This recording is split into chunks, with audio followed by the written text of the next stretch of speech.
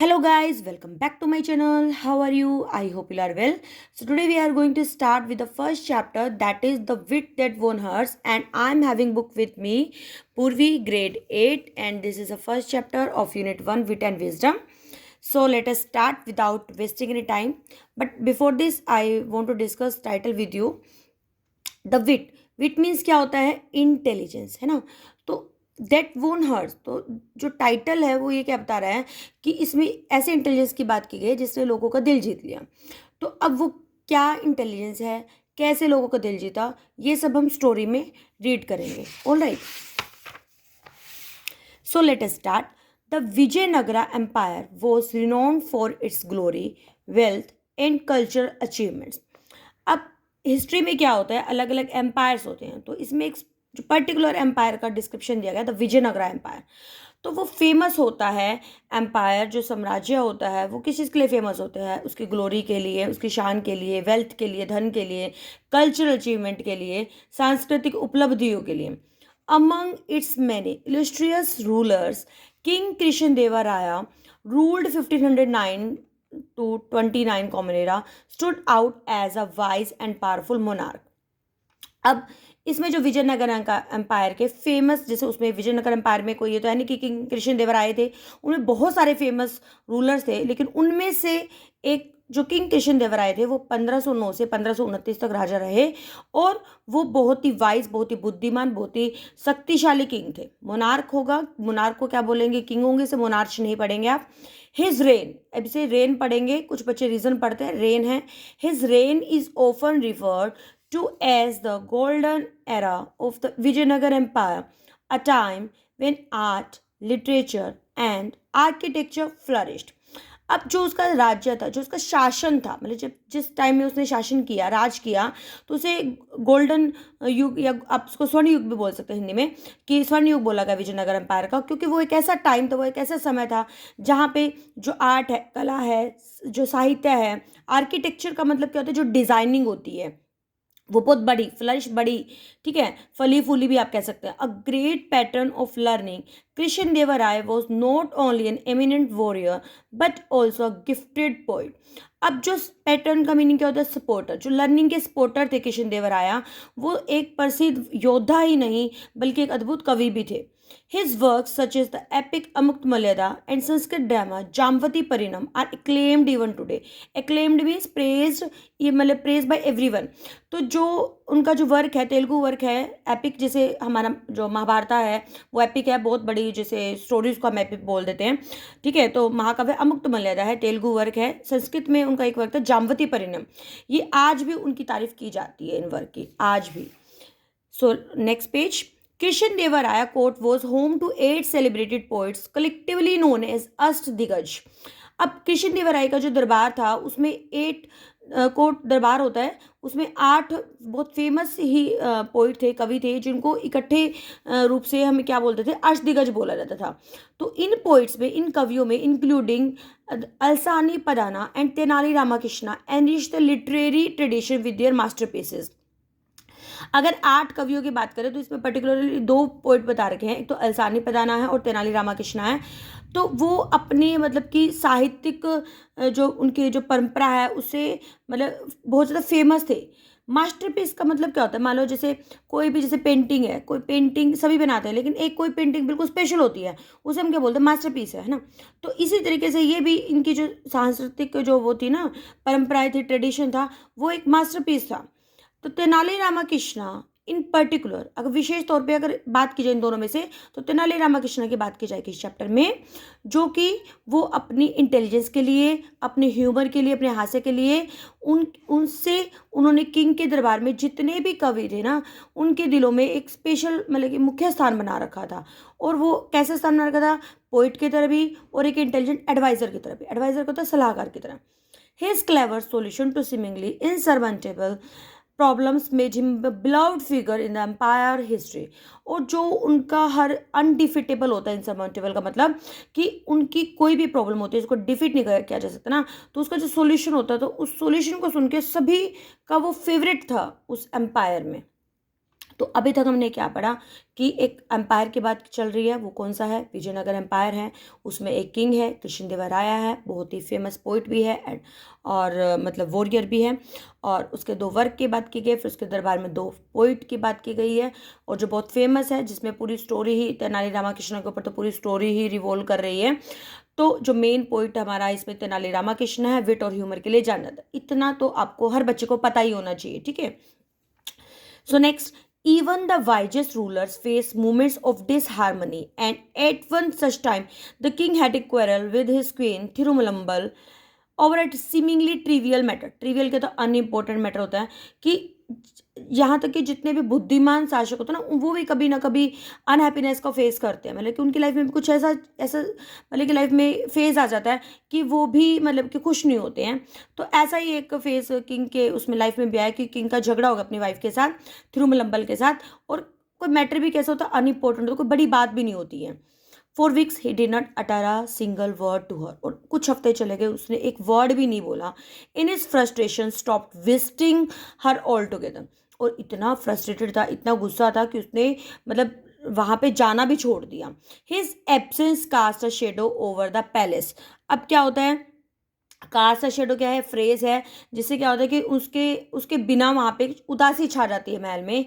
And the ones cheerful corridor, और जो हंसी मजाक वाला जो कॉरिडोर था वो बिल्कुल ही क्वाइट हो गया, फॉलोन हो गया, बिल्कुल ही शांत हो गया।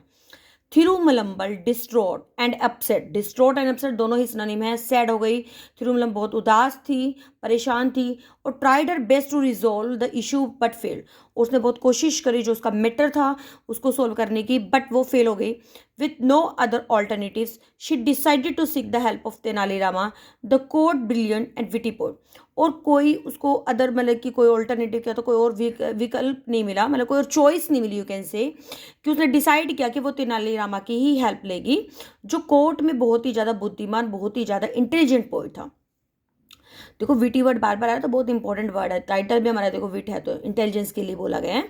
Rama listened patiently as the queen recounted the incident in detail, और रामा ने बड़े ध्यान से उसको सुना जैसे ही जो क्वीन है वो उस इंसिडेंट को बड़े डिटेल से बता रही थी। The king wrote a poem, she began her voice travelling, उसने शुरू किया और उसकी वॉइस कहाँ पर रही थी कि किंग ने एक पोएम लिखी थी। It was filled with vague expressions, sun, moon, stars, beautiful sky, but it made no sense. जो उसने पोएम लिखी थी उसमें sun, moon, star, beautiful sky के बारे में था, लेकिन उसकी कोई मीनिंग नहीं निकल रहा था। When he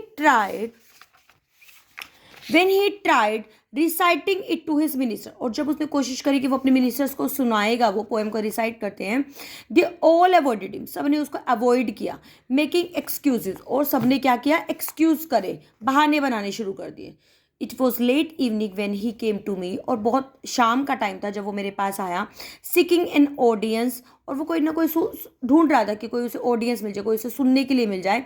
and he begin reciting it to me, और जो किंग है वो शुरू हो जाता है सुनाना उसको, but I was so exhausted after a tiring day. वो कहते हैं कि भी मैं बहुत थक गई थी, कि मतलब बहुत दिन थका मतलब वाला दिन था तो मैं थक गई थी, तो डेट आई योन, तो मैंने क्या किया, मैंने योन उबासी ली, not once but several time, एक बार नहीं बल्कि बहुत बार ऐसा हो गया। The king thought I was disrespecting his poem and stormed off, stormed off का मतलब फ्रेज है यहाँ पे एकदम से सडनली लीव अ प्लेस, कि किंग ने मतलब उसको बड़े किंग ने सोचा कि वो उसे डिसरिस्पेक्ट कर रही है, मतलब कि उसका आदर नहीं कर रही है, और वो एकदम वहाँ से चला जाता है। सिंस देन क्या होता है, तभी से he has not spoken to me, तभी से उन्होंने मेरे से कोई बात नहीं की। If I had known this would happen, कि अगर मुझे पता होता कि ये चीज़ होगी, I would have chosen another day, कि मैं कोई दूसरा दिन ढूंढ लेती। हेल्प मी प्लीज़ रामा, कि रामा मुझे मेरी हेल्प करो, only you can help the king understand, सिर्फ आप ही हैं जो मतलब मुझे मतलब आप ही हैं जो राजा को समझा सकते हो। अब ये पिक्चर में आप यू कैन सी कि तेनाली रामाकृष्ण है, ये जो किंग कृष्णदेव की वाइफ है थिरुमलम्बल। रामा नोटेड थॉटफुली, अब रामा ने क्या करा, बड़े ही ध्यान से सिर हिलाया। If you like I will try my best to resolve this matter, कि अगर आप चाहती हैं तो मैं इस मैटर को सोल्व करूंगा, योर हाइनेस की रानी, but this needs a well planned approach ठीक है, कि बस लेकिन इसके लिए मुझे बहुत अच्छी एक टेक्निक चाहिएगी, बहुत अच्छी अप्रोच चाहिएगी। I mean it time to find the right strategy, कि बेशक मुझे इसके लिए मतलब कि एक अच्छा प्लान करने के लिए मुझे टाइम भी लग सकता है। The queen who had place her last hope in Rama agreed and thanked him profusely. और जो किंग, जो मतलब कि क्वीन होती है, बड़े मतलब कि उम्मीद, लास्ट उम्मीद होती है उसकी कि रामा के पास भी वही कुछ कर सकते हैं, तो वो मान जाती है और उनका बहुत ही ज़्यादा थैंक यू करती है। ठीक है, प्रोफ्यूजली तो जैसे कहते हैं बहुत लार्ज अमाउंट में उसका मतलब थैंक्स करती है। The next morning the royal court was bustling with activity. अब अगली सुबह हो जाती है, जो शाही दरबार होता है उसमें अलग अलग एक्टिविटी होती हैं। Ministers, scholars, courtiers fill the court room. और जितने भी मिनिस्टर्स, मंत्री होते हैं, विद्वान होते हैं, दरबारी होते हैं, वो जो दरबार होता है भर जाता है उसमें। It's intricately carved pillar towering towards the high ceiling. और इंट्रिकेटली का मतलब होता है डिटेल में, जैसे बता रहे हैं, जो पिलर्स होते हैं, बड़े बड़े पिलर्स पे डिजाइनिंग होती है, वो छत तक लगे होते हैं। And rays of sunlight stream through the open windows. तो सूरज की जो किरणें होती है वो खुली जो खिड़कियों में से आ रही होती है। इल्यूमिनेटिंग कहते हैं, मतलब कि उसको बहुत प्रकाशित कर रही होती है फर्श को, जिसमें मतलब कि वो बहुत ही जो अच्छे अच्छे मैट्स होते हैं, जो ब्यूटीफुल मैट्स होते हैं, ब्यूटीफुल होते हैं, एक्सॉर्बिटेंट भी आप बोल सकते हैं, अट्रैक्टिव जो मैट्स होते हैं वो बड़े ही सुंदर लग रहे होते हैं सूरज की किरणें पड़ने से। डिस्पाइट द लाइवली चैटर, और जैसे आपस में जैसे लाइवली कॉन्वर्सेशन हो रही होती है उसके बजाय टेंशन हंग इन दर, फिर भी वहाँ पे मतलब हंग इन दर यहाँ पे क्या फ्रेज है कि वहाँ पे एक तनाव था। और वो तनाव किसके पास था? वो राजा के चेहरे पर था। The king sat on his ornate throne, और जो राजा था वो बहुत ही मतलब कि जैसे आप कहते हैं डेकोरेटेड सिंहासन पर बैठा होता है। हिज एक्सप्रेशन स्टर्न, और जो उसके एक्सप्रेशंस होते हैं वो फिर भी मतलब कि स्ट्रॉन्ग लगते हैं। और he sharp eye scanning the room, और उसकी जो नज़रें होती हैं वो रूम को देख रही होती हैं। It was evident that the unresolved quarrel still node at him, ये नोड है जी, साइलेंट है कि, और वो समझ मतलब कि ये एविडेंट होता है कि उसके चेहरे पर टेंशन होती है ना, ये चीज़ का एविडेंट होता है कि भाई जो उसका जो मैटर था ना, जो झगड़ा हुआ था, वो अभी भी सुलझा नहीं है, जिसकी वजह से वो अभी भी क्या है, उदास है। राइट, परेशान है, उदास है, एक ही बात है। The court discussion was centred on improving paddy cultivation in the empire. अब जो दरबार का जो डिस्कशन था वो किस पे था कि जो पैडी कल्टिवेशन होता है, जो मतलब कि चावल की खेती होती है, उसको मतलब कैसे इंप्रूव किया जा सकता है। One by one the ministers rose to present their ideas, और एक एक करके क्या होता है, जितने भी मंत्री होते हैं वो खड़े हो जाते हैं अपना मतलब कि आइडियाज़ लेकर। सम सजेस्टेड एक्सपेंडिंग इरिगेशन नेटवर्क, कुछ सजेस्ट करते हैं कि हमें, जैसे इरिगेशन क्या होता है, खेतों में पानी देने को, सिंचाई को इरिगेशन बोलते हैं, ठीक है, उसको हमें एक्सपेंड करना होगा, बढ़ावा देना होगा। जबकि दूसरे क्या कहते हैं कि हमें बेटर मैन्योर खाद लेनी होगी अच्छी। एमेड दिस सजेशन, और इन सजेशंस के बीच में Tenali Rama stood quietly at the edge of the court, और तेनाली रामा बड़े शांत तरीके से एक कोर्ट के मतलब दरबार के किनारे पे खड़ा हो जाता है। Observing everyone with an amused smile, और सभी को ना बड़ी अच्छी सी स्माइल के साथ ऑब्जर्व कर रहा होता है। Finally the king called upon Rama, और जिसका वो वेट ही कर रहा था, फाइनली क्या होता है, आखिरकार क्या होता है, किंग ने उसे बुला लिया। The chatter in the court died down as all eyes turn to him. अब जो बातचीत हो रही थी ना दरबार में वो बिल्कुल खत्म हो जाती है, सभी आइज, अब सभी नजरें उसकी तरफ चली जाती हैं। रामा अप्रोच द थ्रोन, और जैसे रामा सिंहासन के पास पहुंचा था, क्योंकि पहले किनारे पे था, फिर वो सिंहासन पे पहुंच जाता है। And carrying a plate full of paddy seeds, जैसे आप पिक्चर में देख सकते हो कि उसके हाथ में एक सीड्स उसने रखे हुए हैं प्लेट में। बोइंग्स लो एंड सिर झुकाते हुए ही बिगेन यूर मेजेस्टी, कि मतलब कि महाराज, हे महाराज, I bring you a revolutionary type of paddy seeds, कि मैं आपके लिए एक क्रांतिकारी भी कह सकते हो, एक न्यू टाइप बोल सकते हो आप, ठीक है, पैडी सीड्स लेकर आया हूँ, चावल के बीज लेकर आया हूँ। इफ़ दीज आर सोन, ठीक है, मतलब जो चावल जैसे उगाने के जो बीज होते हैं ना उनको बोलते हैं पैडी सीड। तो इफ़ दीज आर सोन, अगर इनको उगाया जाए तो जो यील्ड होती है, जो आउटकम होगा, वो 3 गुना ज़्यादा होगा जो अब करंट रिजल्ट आता है। ठीक है, a murmur swept through the room, और एक बड़ी लो वॉइस में मतलब कि बातचीत पूरे रूम में फैल गई। स्वेप्ट थ्रू का मतलब कि पूरे रूम में फैल जाती है।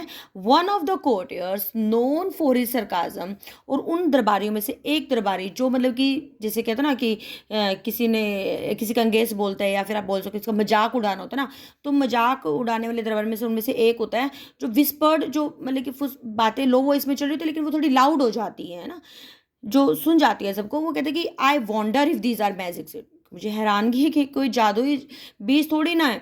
Next he will claim they will grow without water. अब वो कहते हैं कि मतलब कि वो दावा करेगा कि भाई तो बिना पानी के हो जाएंगे। अनदर मटर्ड, और थोड़ा सा मतलब कि दूसरी फिर आवाज़ आती है, perhaps he found them on the moon, शायद उसे वो मून पर मिले हैं। Sniggers rippled through the court. अब जो मतलब कि जो चुपके चुपके जो बात हो रही थी ना, या चुपके चुपके जो हंसी होती है, सप्रेस लाफ्टर को बोलते हैं स्नीकर्स, तो जो दबी हुई हंसी होती है वो पूरे कोर्ट में मतलब कि फैल जाती है। द किंग फ्रोन, अब किंग को भाई पसंद नहीं आया, वो अनइम्प्रेस्ड हो जाता है, खुश नहीं होता इस आइडिया से। दैट साउंड एब्सर्ड, और उसे इलॉजिकल लगता है ये। ही मटर्ड, और फिर वो एकदम से मतलब कि बोलता है, such cultivation would need special soil manure and pest insect repellent. और कि जो इस तरह की जो फसल होती है, कल्टीवेशन होती है, उसके लिए एक मतलब कि मिट्टी चाहिए होती है, खाद चाहिए होती है, ठीक है। और जो कीड़े मारने वाली दवाई भी मतलब कि चाहिए ही होती है ना, जैसे कीड़े वगैरह तो होते ही हैं, पेस्ट होते हैं, तो उसको दूर करने के लिए भी हमें चाहिए दवाई चाहिए। If by chance something were to go wrong our farmers would suffer. अब वो कहते हैं कि भाई अगर मान लो बाई चांस हमारे मतलब कुछ गलत हो जाए, ठीक है, तो फार्मर्स तो हमारे भूखे मर जाएंगे फिर। Rama smiled unfazed not worried. Rama smile करता है और बिना टेंशन के होता है। दैट मे बी ट्रू, कि ये सच हो सकता है your majesty, Maharaj, but the real issue lies not with the seeds themselves but with the person who shows them. देखो मेन जो हमारा जो मेन जो डीप मीनिंग है ना, वो इसी लाइन में छुपा हुआ है। वही जो उस देखो इंटेलिजेंस इसी को तो बोलते हैं कि अब एकदम से देखो तेनालीरामा में दिमाग है, अब एकदम से तो रानी की बात सुनकर ये तो नहीं ना कि वो राजा के पास चला गया और मैटर को बोला कि भी ये मैटर है और आपको ऐसा नहीं करना चाहिए। एकदम तो वो उसको ऐसे भी गाइड कर सकता था, लेकिन नहीं, उसने ऐसी सिचुएशन क्रिएट करी कि वो उसी पॉइंट पे आ जाए। अब देखो वो धीरे धीरे इस पॉइंट पे आ रहा है। उसने बोला, देखो कितनी अच्छी बात है कि भाई इशू ये नहीं है कि भाई सीड में कोई प्रॉब्लम है, सीड बोने वाले में भी तो प्रॉब्लम हो सकती है, ये ठीक है।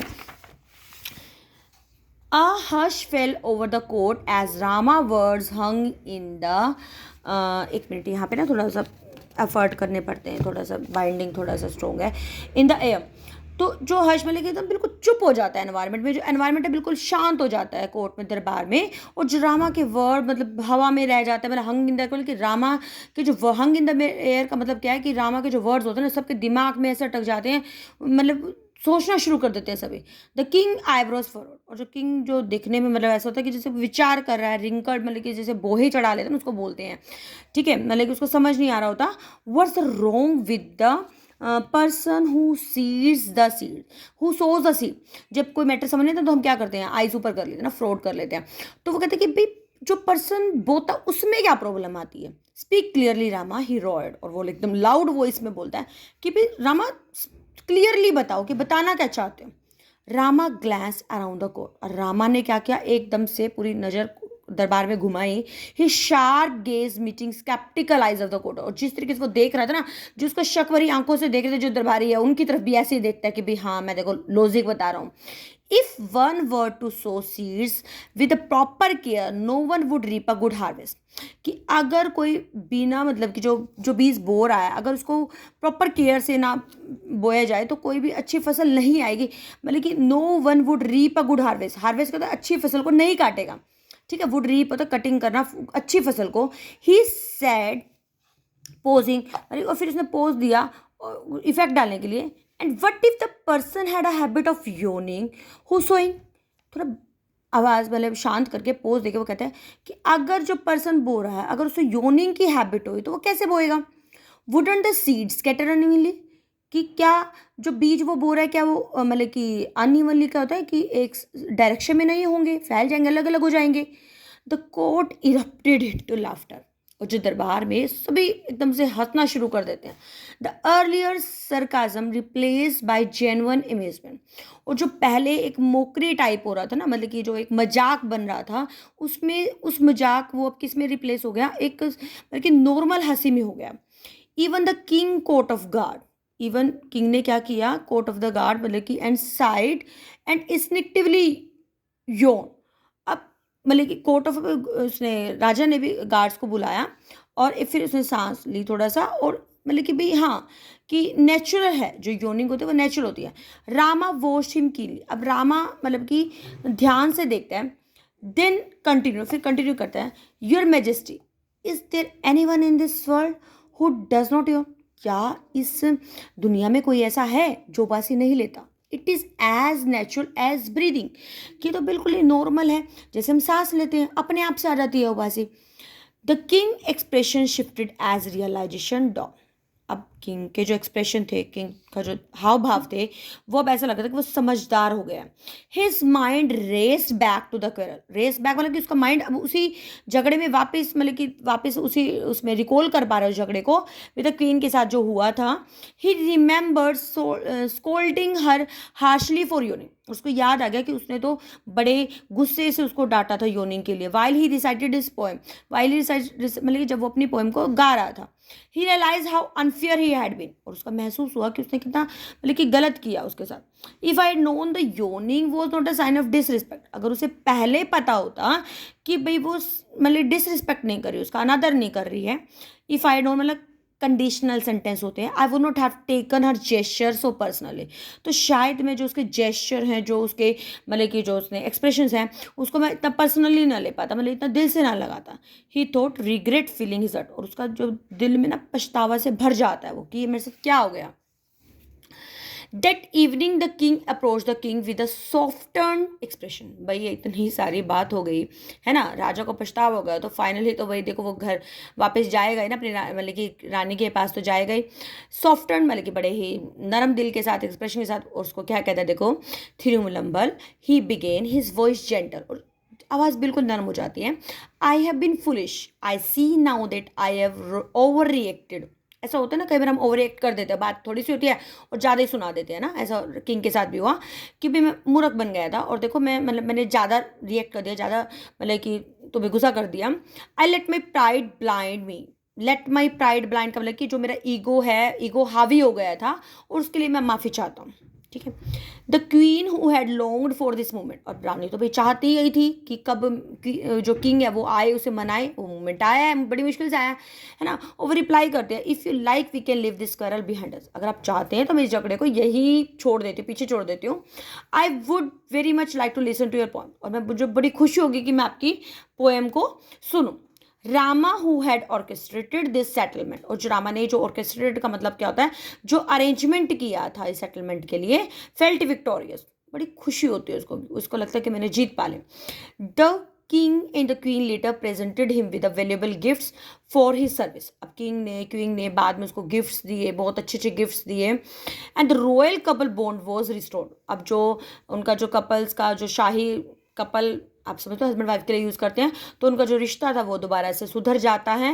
And the palace brimmed once again with joy and laughter, brimmed का मतलब क्या होता है, ओवरफ्लोड, मतलब कि फैल जाना, खुशियाँ और हंसी दोबारा से उस महल में फिर से मतलब महक उठती हैं। ठीक है, और इसी की तरीके से हमारी स्टोरी का दी एंड हो जाता है, जैसे मूवीज़ में होता है ना कि हस्बैंड वाइफ मिल जाते हैं या लवर्स होते हैं, तो इस तरीके से हमारी मूवी का भी दी एंड हो जाता है, हमारी स्टोरी का भी दी एंड हो जाता है कि जो हमारा किंग और क्वीन है वो उनका जो मैटर है, अनट्रिवियल मैटर था, वे जो कैरल था वो रिजोल्व हो जाता है, और with the help of the Tenali Rama Krishna and यही अब अगर क्वेश्चन पूछे ना कि वाई इज तेनाली रामा मतलब कि is famous, so he is famous for his wit, उसके लिए जो जो सोल्यूशन निकालता है, वो जो क्लेवर सोल्यूशन निकालता है उसके लिए।